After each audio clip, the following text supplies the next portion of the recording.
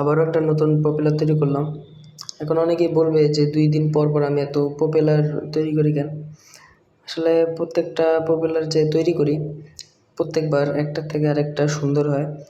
আর এর আগে যেই পপুলারটা তৈরি করছিলাম সবই ঠিক ছিল, কিন্তু এটার ডিরেকশনটা মানে পারফেক্ট ছিল না, পানি অন্যদিকে চলে যেত। তো এটা বানাইছি, এটাও টেস্ট করব। এটা হচ্ছে শ্যাফট। আর প্রতিবার আমি পপুলার উপরে এক্সপেরিমেন্ট করি যে কোনটা কীরকম বা কোনটা ভালোভাবে পানি কাটতে পারবে, অনেক ভালো থ্রাস্ট দিতে পারবে, থ্রাস্ট। তো এই কারণে আর কি নতুন নতুন পপুলার তৈরি করি।